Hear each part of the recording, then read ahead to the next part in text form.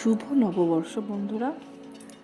আজকে আমাদের দুপুরের লাঞ্চে ছিল মাটন, যেটা আমি রান্না করছি। পেঁয়াজটা দিয়ে মশলাটা দিয়ে কষিয়ে নিচ্ছি। তারপর সব রকম যেগুলো আমরা গুঁড়ো মশলা ইউজ করি সেগুলো দেওয়ার পরে এবার দিয়ে দেবো মাটনটা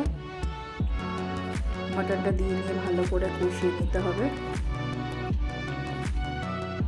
কষানোর পরে কষাতে যা যা দিতে লাগবে, যেরকম একটুখানি নুন, মিষ্টি, লঙ্কা সব দিয়ে দিয়েছিলাম। তার সাথে আলু আর একটা গোটা রসুন সেটাও দেবো। দেওয়ার পরে ভালো করে কষানো হয়ে গেলে এটা প্রেসার কুকারে দিতে হবে।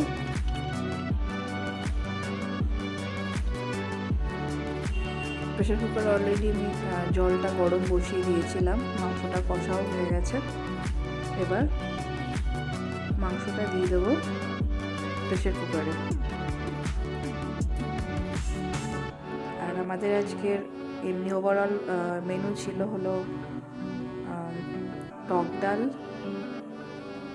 ভাত, টকের ডাল যেটা কালকে করা ছিল, কুমড়ো আলু ভাজা আর মাটন, স্যালাড।